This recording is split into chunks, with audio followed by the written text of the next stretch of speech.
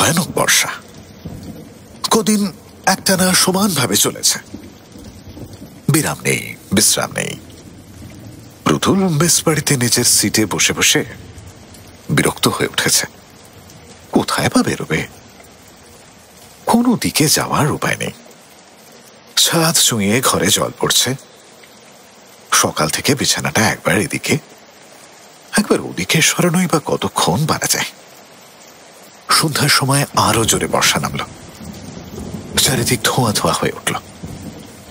বৃষ্টির জলের কুয়াশার ফাঁকে ফাঁকে গ্যাসের আলোগুলো রাস্তার ধারে ঝাপসা মতো দেখা যাচ্ছে। প্রতুল একটা বিড়ি ধরাল। সকাল থেকে এক বান্ডিল বিড়ি উঠে গেছে। বসে বসে বিড়ি খাওয়া ছাড়া সময় কাটাবার উপায় বা কই? সিগারেট কেনবার পয়সা নেই। এই সময়টা সিগারেট খেয়ে কাটাতে হলে 2 বাক্স ক্যাভেন্ডের নেভিগেট সিগারেট লাগতো। প্রতুলের হঠাৎ মনে পড়ল এবেলা এখনো চা খাওয়া হয়নি। মেসের চাকরকে ডাকবার উদ্যোগ করছে, এমন সময়ে দরজায় কে ঘা দিল। হয়তো হরিশ চাকরের মনে পড়েছে যে তার ঘরে চা দেওয়া হয়নি। দরজা খুলে প্রতুল অবাক হয়ে তাকিয়ে রইল। এই যে প্রতুলদা, ভালো আছেন? নমস্কার, এলাম আপনার এখানে। একটি 30-32 বছরের লোক, গায়ে ময়লা পাঞ্জাবি, পায়ে রবারের জুতো, হাতে একটি ছোট টিনের সুটকেস। একটি বছর 9-10-এর ছোট ছেলেকে সঙ্গে নিয়ে ঘরে ঢুকল। ছাতা থেকে জল গড়িয়ে পড়ছে। ভিজে জুতোয় ঘরের দরজার সামনের মেঝেতে জলের দাগ পড়ল। খোলা দরজা দিয়ে বৃষ্টির ঝাপটা আসতে লাগলো। আয় রে খোকা, আয়, যা গিয়ে বসগে যা। তোর জ্যাঠামশাই প্রণাম কর। দাঁড়া দাঁড়া, গাটা একটু মুছে দি, গামছা দি। যা, এবার যা। প্রতুল তখনও ঠিক করতে পারেনি লোকটাকে। এমন দুর্যোগের দিনে তার আশ্রয় নিতে এসেছে। দেশের লোক, গ্রামের লোক তো নয়। কোথায় কি যেন সে দেখেছে। হঠাৎ তার মনে পড়ে গেল সেই শশধর, নাথপুরের শশধর গাঙ্গুলি। সেই 18-19 বছরের ছোকরা এত বড় হয়ে উঠেছে। ছোটবেলা সেই চমৎকার চেহারা এত খারাপ হয়ে গেল কিভাবে? চিনতে পেরেছেন প্রতুলদা? হ্যাঁ, এসো এসো, বসো। ও, কতকাল পরে দেখা। তা তুমি জানলে কি করে যে আমি এখানে আছি? ভালো আছো তো? বেশ বেশ। এটিকে ছেলে? বেশ বেশ। শশধর লাল রঙের দাঁত বের করে একগাল হেসে বলল, তা হবে না। সে আজ কত বছরের কথা বলুন তো? আজ 12 কি 14 বছরের কথা হয়ে গেল যে আপনার ঠিকানা নিলুম ওই জীবন ভট্টাচার্যের কাছ থেকে। জীবন ভট্টাচার্যকে মনে পড়ছে না? সেই যে জীবনদা আমাদের লাইব্রেরির সেক্রেটারি ছিল। কিন্তু জীবনবাবুই বা আমার ঠিকানা জানলেন কি করে? তার সঙ্গেও তো আমার 12-13 বছর দেখা নেই। যতদিন নাগপুর ছেড়েছি ততদিন তার সঙ্গেও।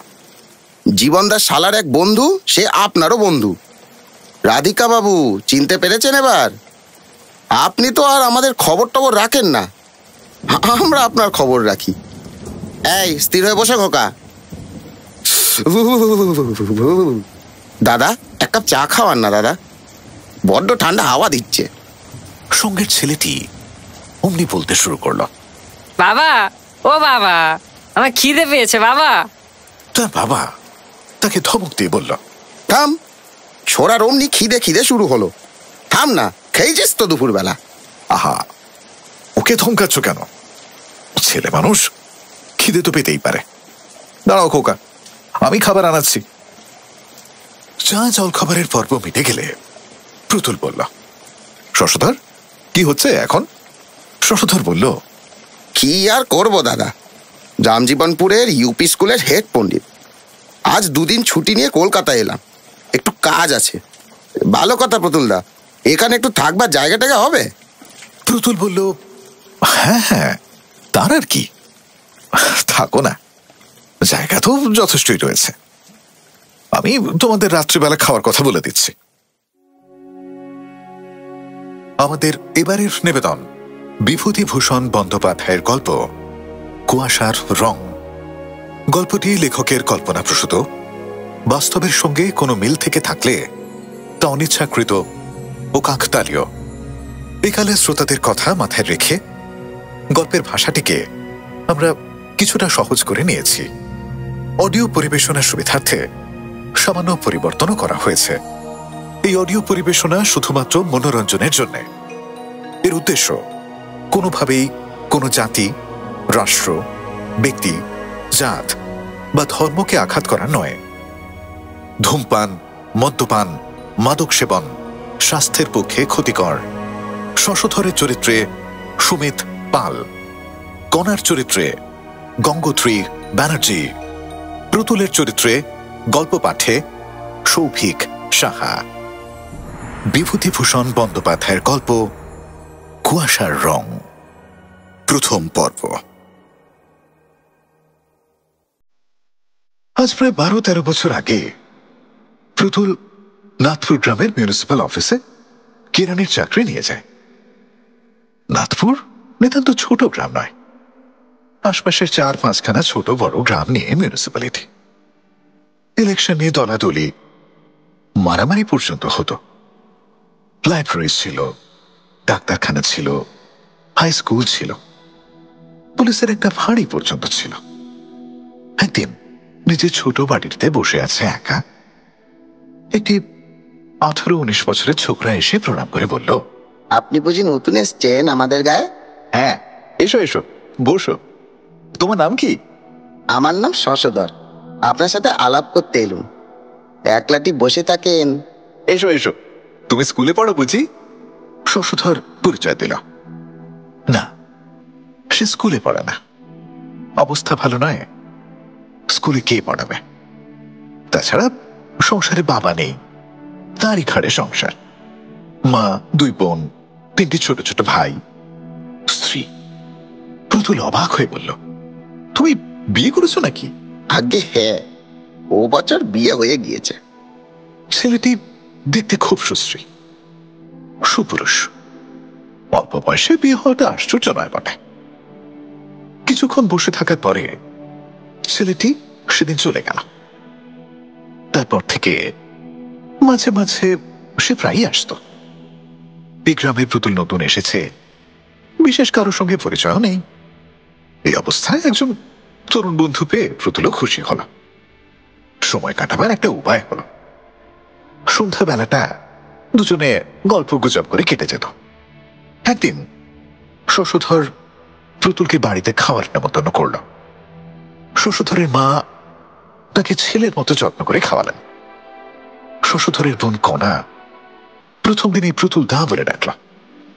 এই নির্বান্ধব পল্লী গ্রামে এদের স্নেহ সেবা প্রতুলের বড় ভালো লাগলো সেদিন।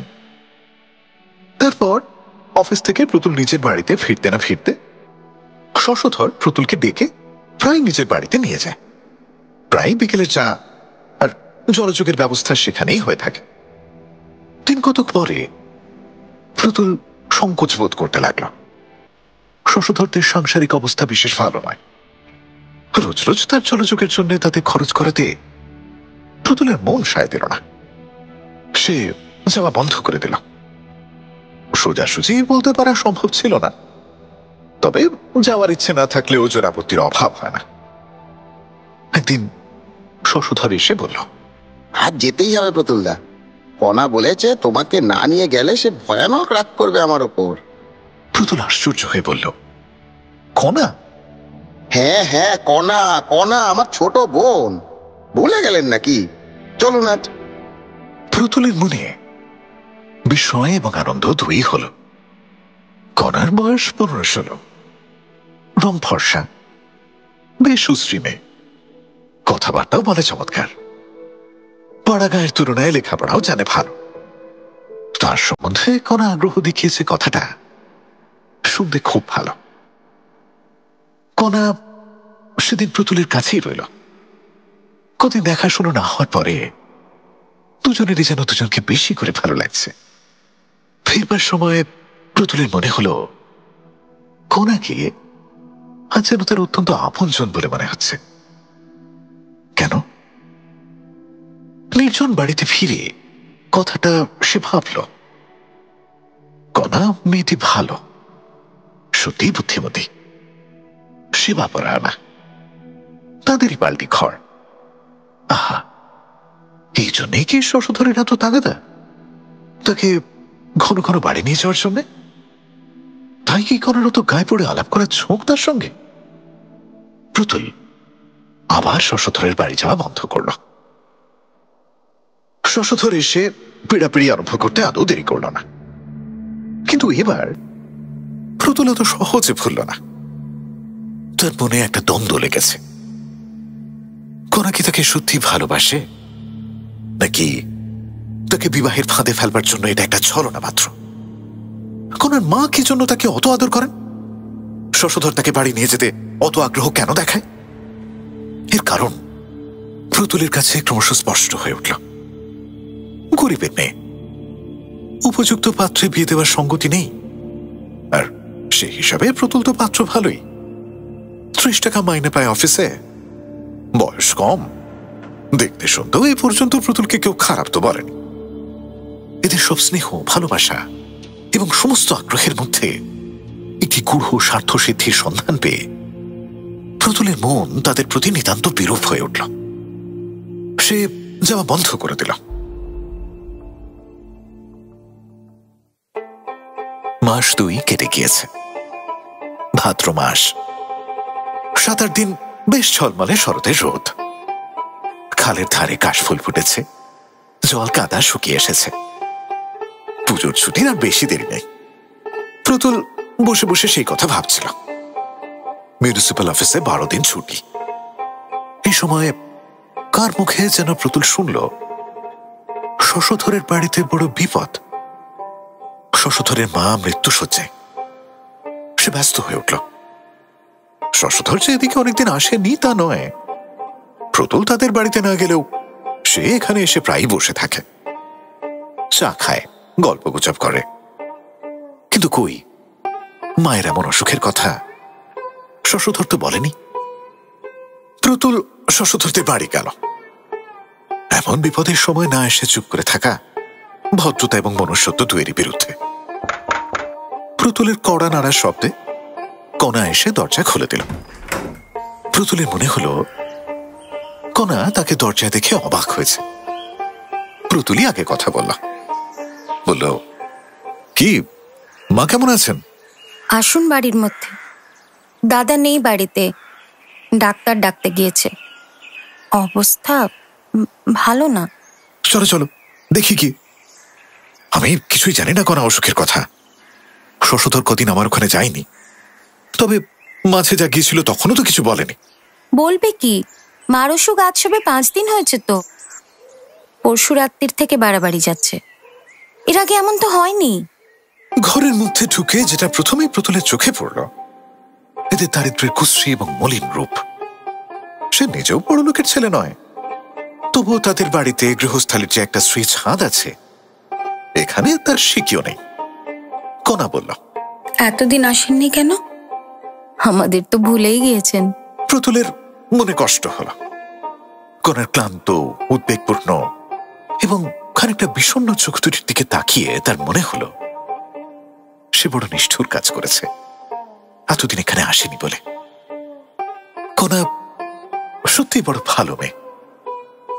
যতক্ষণ প্রতুল বাড়ি রইল ততক্ষণের মধ্যেই প্রতুল জানতে পারল কণার কি কর্তব্য জ্ঞান, রুগ্ন মায়ের কি সেবাটাই না সে করছে। এত দুঃখে, এত উদ্বেগেও কণার রূপ এতটুকু ম্লান হয়নি। অনেক মেয়েকে সে দেখেছে, সাজলে কুচলে সুশ্রী বলে মনে হয়, কিন্তু মলিন কাপড় পরে থাকলে কিংবা হয়তো সবেমাত্র ঘুম থেকে ওঠা অবস্থায় দেখলে বড় খারাপ দেখায়। কণার রূপের মধ্যে কিছু একটা আছে যাতে কোনো অবস্থাতেই তাকে খারাপ দেখায় না। এত অনিয়ম, রাত জাগা, উদ্বেগ, পরিশ্রমের মধ্যেও কণা যেন তেমনি ফুটন্ত ফুলটির মতো তাজা, তেমনই লাবণ্য সুকুমার মুখে। কণার সম্বন্ধে এই একটি মূল্যবান সত্য আবিষ্কার করে প্রতুল আনন্দিত এবং বিস্মিত দুই হলো। এরপর প্রতুল কদিন কনাদের বাড়ি নিয়মিত যেতে লাগলো। রোগিণীর সেবায় সেও কনাকে সাহায্য করত। স্টোভ চালানো, জল গরম করা, বিছানার চাদর বদলানোর সময় রোগিণীকে একপাশে সরানো, ডালিম বেদানার দানা ছাড়ানো। পঞ্চম দিনের সকালবেলা কনার মা যখন ইহলোকের মায়া কাটিয়ে চলে গেলেন, তখন সেই শোক ও সন্তপ্ত পরিবারকে সে যথাযোগ্য সান্ত্বনা দেওয়ার চেষ্টা করতে লাগলো। দাহ কার্যের খরচপত্র সব নিজের থেকে দিল। শশধর একেবারে কপর্দক শূন্য সেদিন। নিজে শ্মশানে গিয়ে শেষ পর্যন্ত রইল। সকলের সঙ্গে সেখান থেকে কনাদের বাড়ি ফিরে আগুন তাপল, নিমের পাতা দাঁতে কাটল। কনা আজকাল প্রতুলের দিকেও বড় টানে। তার সুখ দুঃখ, সে রাত্রে ঘুমলো কিনা, তাকে ঠিক সময়ে চা দেওয়া হলো কিনা, সেই সঙ্গে আর কিছু না হোক এক মুঠো মুড়িও তেল নুন দিয়ে মেখে দেওয়া, সব দিকে কনার সতর্ক দৃষ্টি। এত দুঃখ, এত বিপদের মধ্যেও এও প্রতুলের মনে বড় আনন্দ দিয়েছে কদিন। শ্রাদ্ধের আগের দিন প্রতুল শশধরকে নিজের মাইনে থেকে 20টা টাকা দিয়ে তাকে কি করতে হবে না হবে পরামর্শ দিল। জিনিসপত্র লোকজন খাওয়ানোর ফর্দ করল। সামান্য তেল কাঞ্চন শ্রাদ্ধ হবে। শ্রাদ্ধের দিন 12টি ব্রাহ্মণ, নিয়মভঙ্গের দিন জন 15 জ্ঞাতি কুটুম্ব খাবে। এসব কথা কনাদের বাড়িতে বসেই হচ্ছিল। পরামর্শের পর সকলকে বসিয়ে রেখে শশধর কোথায় বেরিয়ে গেল। প্রতুলের বসে থাকার কারণ, সে এখনো বিকেলের চা খায়নি। না খেয়ে গেলে কনা আবার রেগে যাবে। কনা চা নিয়ে ঘরে ঢুকল। প্রতুল কনার হাত থেকে পেয়ালাটি নিয়ে বলল, বসো কনা, কালকে সব জোগাড় করে রেখো। ফর্দ দিয়েছেন নবীন ভট্টাচার্য। সন্ধ্যের পর একবার দেখে নিও সেখানা। শশধর কেনাকাটা করতে গিয়েছে, যদি কিছু বাদ পড়ে আনিয়ে নিও। আপনি টাকা দিলেন? কত টাকা দিলেন? সে কথায় কি দরকার, এমন কিছু নয়। তাছাড়া ধার। শশধর আবার আমায়। দাদা আবার আপনাকে ছাই দেবে। আপনাকে কথাটা বলবো ভেবেছি, কেন আপনি আমাদের পেছনে এমন খরচা করবেন? রোগের সময় টাকা দিয়েছেন, আবার কাজের সময় দেবেন। আপনি কি এমন 950 টাকা ব্যাংকে জমিয়েছেন শুনি? মাইনে তো পান 30টি টাকা। আপনার নিজের বাবা মা ভাই বোন রয়েছে, তাদের কি দেবেন? নিজে কি খাবেন? আপনাকে বলি শুনুন, দাদা বেকার বসে আছে। আপনার কাছ থেকে টাকা দিয়ে তা কখনো আর উপর হাত করবে না। ওর ওই স্বভাব। আপনি আর 1 পয়সা দেবেন না বলে দিচ্ছি। মায়ের কাজ হোক না হোক আপনার কি, আপনি কেন দিতে যাবেন? প্রতুল অবাক দৃষ্টিতে কনার মুখের দিকে তাকালো। কনার মুখে একটি সবল তেজস্বী সারল্য, সত্যবাদী ও স্পষ্টভাষী ডাগর দুটি চোখ, যা খোশামত করতে বা ছলনা করতে শেখেনি। আজও প্রতুলের মনে হলো। কিন্তু কনা আজ কি নতুন ধরনের কথা বলল, ভারী আশ্চর্য কথা। এতদিন কনাকে চিনতে পারেনি সে। হ্যাঁ, আজ চিনল বটে। শ্রদ্ধায় সমসমে প্রতুলের মন ভরে উঠল। সত্যি কনা সাধারণ মেয়ে নয়। শ্রাদ্ধ শান্তি মিটে গেল। প্রতুল নিয়মিত তাদের বাড়ি যাতায়াত করতে লাগলো। কনার সেবায় সে অভ্যস্ত হয়ে উঠেছে। সে যত্ন সেবায় এতটুকু খুঁত কোনোদিন প্রতুলের চোখে পড়ল না, আজ পর্যন্ত না। মায়ের সুখ খানিকটা কমে আসার পরে কনা এখন আরো সুশ্রী হয়ে উঠেছে। পরিস্ফুট যৌবন তার অঙ্গ প্রত্যঙ্গে। প্রতুল ইতিমধ্যে মনে মনে ভেবে স্থির করেছে কি করে সে কথাটা এবার পারবে। কথাবার্তা না হয় পাকা হয়ে রইল, অসহজ কেটে গেলে বিয়েতে বাধা কি? পরের বাড়ির তরুণী পুনর্যৌবনা মেয়ের সঙ্গে এমন ভাবে মেলামেশা করা উচিত হচ্ছে না। একটা পাকাপাকি কথা হওয়া দরকার। বিকেলে প্রতুল কনাদের বাড়ি গেল। কণা এসে বলল, ওই রে বাস, আমি বলেছি কিনা বলেছি, প্রতুলদা তো এলো বলে। দুধ নেই চা করবার। আসলে ওবেলা পিন্টু দুধের কড়া আলগা করে দিয়েছে আর সব দুধখানি উপর করে রেখে দিয়েছে বেড়ালে। এখানে বসো, যা হবে এখন তার জন্য কিছু নয়। শুনলেন বিভূতিভূষণ বন্দ্যোপাধ্যায়ের গল্প কুয়াশার রং, প্রথম পর্ব। শশধরের চরিত্রে সুমিত পাল, কণা, কণার বোন গঙ্গোত্রী ব্যানার্জি, শশধরের ছেলে সুরজিৎ গাঙ্গুলি, শব্দগ্রহণ সুরজিৎ গাঙ্গুলি, আবহ ও শব্দ নিয়ন্ত্রণ অরিজিৎ পাল, পোস্টার ডিজাইন চয়ন মণ্ডল, প্রতুল অন্যান্য চরিত্রে গল্প পাঠে ও পরিচালনায় সৌভিক সাহা। এমন আরো অনেক গল্প রয়েছে ক্লিক অ্যাপে। সঙ্গে থাকুন, শুনতে থাকুন।